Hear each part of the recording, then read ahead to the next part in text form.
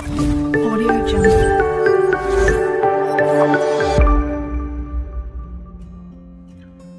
নমস্কার বন্ধুরা, গল্প বন্ধুর দরবারে আপনাদের স্বাগত। আজকে আমরা যে গল্পটি পাঠ করে শোনাবো সেটি শ্রী হেমেন্দ্র কুমার রায়ের লেখা ভেলকির হুমকি। এই গল্পে প্রধানত 4টে চরিত্র আছে।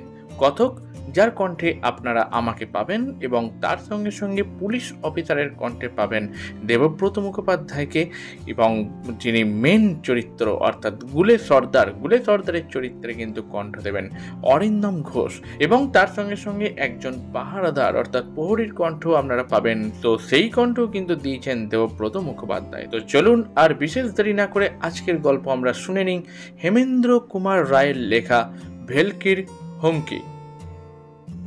গল্প শুরুর আগে আপনাদের কাছে আমাদের একান্ত অনুরোধ, আমাদের চ্যানেল গল্প বন্ধুকে সাবস্ক্রাইব করুন। আপনাদের সহযোগিতা এবং ভালোবাসা আমাদের একান্ত কাম্য। ধন্যবাদ।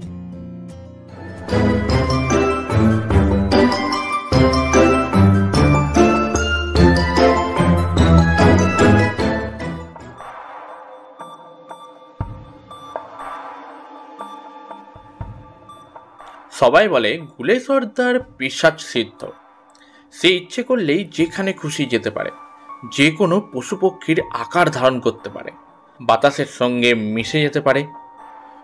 গুলে সর্দারের নামে বর্ধমান জেলার ছেলে বুড়ো মেয়ে ভয়ে থরহরি কম্পমান।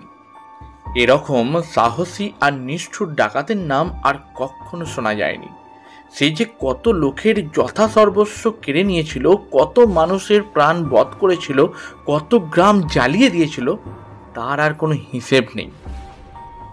জ্যান্ত বা মৃত যে অবস্থাতেই হোক, তাকে ধরতে পারলে সরকার অনেক টাকা বকশিস দেবেন বলে প্রচার করলেন বটে, কিন্তু আজ 10 বৎসরের ভিতরে কেউ তার মাথার এক গাছা চুল পর্যন্ত ছুঁতে পারল না।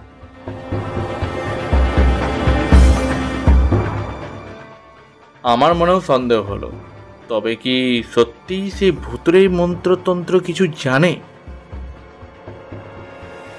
তারপর তার অত্যাচারে আমরা সকলেই যখন দিশাহারা হয়ে উঠেছি, তখন হঠাৎ একদিন শোনা গেল গুলে সর্দার ধরা পড়েছে। মথুরা মণ্ডল ছিল এই অঞ্চলের খুব বড় একজন মহাজন। ডাকাতের দল নিয়ে গুলে সর্দার এক অমাবস্যার রাতে তার বাড়ি আক্রমণ করল। ঢেঁকি দিয়ে বাড়ির দরজা ভেঙে ডাকাতরা ভেতরে ঢুকেই দেখল উঠানের ওপরে বন্দুক নিয়ে দাঁড়িয়ে আছেন স্বয়ং মথুরা মণ্ডল। বড় মুহূর্তেই সে বন্দুক ছুড়ল এবং সঙ্গে সঙ্গে একজন ডাকাত আহত হয়ে মাটির উপর লুটিয়ে পড়ল। কিন্তু চোখের পলক ফেলতে না ফেলতে গুলে সর্দার বাঘের মতো মথুরার ওপর ঝাঁপিয়ে পড়ল। মথুরা দ্বিতীয়বার বন্দুক ছোড়বার আগেই গুলে তার ধারালো রামদা চালালো মথুরার গলায়। বেচারা মথুরার মাথা তক্ষুনি গেল উড়ে। মথুরা মারা পড়ল বটে, কিন্তু ভাগ্নে ছিল উঠানের পাশের একখানা ঘরে। সেইখান থেকে সেই জানলা দিয়ে ক্রমাগত বন্দুক ছুটতে লাগলো। বেগতিক দেখে ডাকাতের দল ভয়ে সেখান থেকে দিল চম্পট। কিন্তু পালাবার সময়ে গুলে সর্দার অন্ধকারে পাঁচিলের ওপর থেকে এমনভাবে হুমড়ি খেয়ে মাটির ওপর এসে পড়ল যে তক্ষুনি সে অজ্ঞান হয়ে গেল। তাকে বন্দি করা হলো সেই সুযোগে।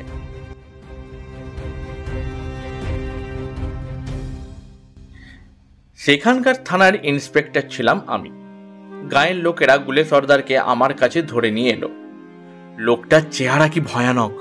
মাথায় একটাও চুল নেই, চোখ দুটো ভাঁটার মতো গোল, জবা ফুলের মতো লাল, নাক খেঁদা গোপ বিড়ালের মতো, হাতে কাঁধে আর বুকে লোহার মতো শক্ত শক্ত মাংসপেশি।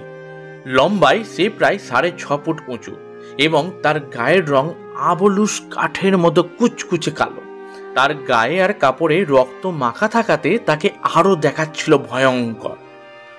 যদিও তার হাত পা বাঁধা, তবু তাকে দেখে আমার কেমন একটা ভয় করতে লাগলো। পাহারাদারদের হুকুম দিলাম তারা যেন এই সর্দারের চারিদিক ঘিরে দাঁড়িয়ে থাকে। গুলে দাঁত বার করে হেসে বলল, যতই ধীরে থাকো আর হাত পা বাঁধো বাবা, আমাকে কেউ ধরে রাখতে পারবে না। এমন সময়ে পুলিশের বড় সাহেব খবর পেয়ে তাকে দেখতে এলেন। খানিকক্ষণ অবাক হয়ে তাকে দেখে সাহেব বললেন, সর্দার, আর তুমি আমাদের ফাঁকি দিতে পারবে না। গুলে ঘর কাঁপিয়ে অট্টহাস্য করে বলল,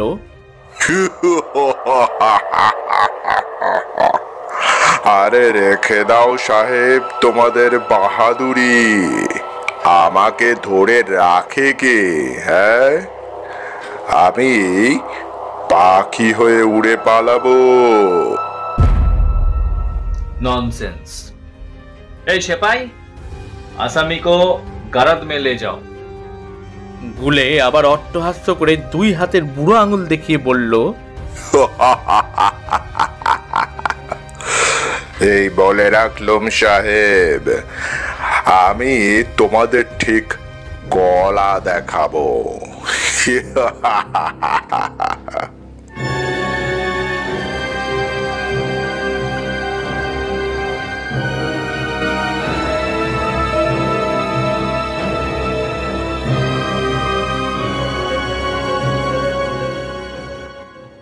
বিচারে গুলে সর্দারের ফাঁসির হুকুম হলো। ফাঁসির কথা শুনে সে আদালতের মাঝখানেই কোমরে হাত দিয়ে নাচতে নাচতে হেঁড়ে গলায় গান জুড়ে দিলে। জজ সাহেব তো অবাক। আমি ভেবেছিলাম তার এই মুখ সাবাসি আর বেশি দিন থাকবে না, কিন্তু ফাঁসির দিন যতই ঘনিয়ে আসতে লাগলো হাসি ঠাট্টা যেন বেড়ে যেতে লাগলো ততই। রোজই সে বলতো,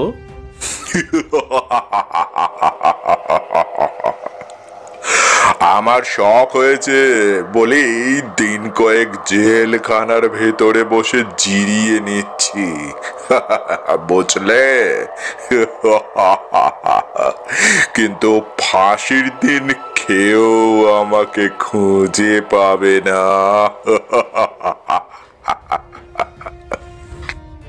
জেলের প্রহরীরা সকলেই তার এইসব কথাগুলো বিশ্বাস করত।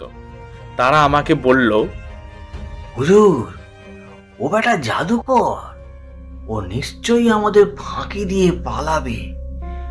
আমরা কি করব বলুন? ও যদি রাত্রিবেলায় মশা মাছি হয়ে উড়ে চলে যায়, কে ওকে দেখতে পাবে?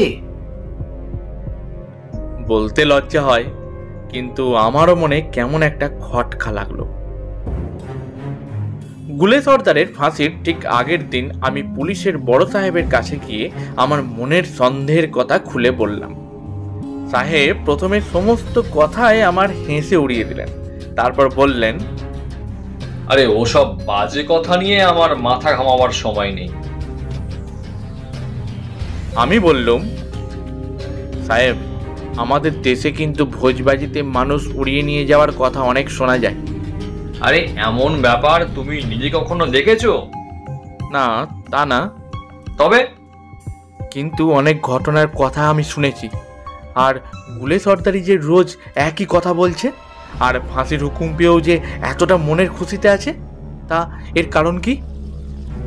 সাহেব কিছুক্ষণ স্তব্ধ হয়ে চিন্তা করলেন, তারপর দোনামনা হয়ে বললেন, দেখো, যদিও আমি এসব আজগুবি ব্যাপারে বিশ্বাস করি না, তবু সাবধানের মার নেই। আচ্ছা, কাল সকালে তো সর্দারের ফাঁসি হবে। আচ্ছা, আজ রাতে তার ঘরের সামনে আমরা দুজনেও পাহারা দেব।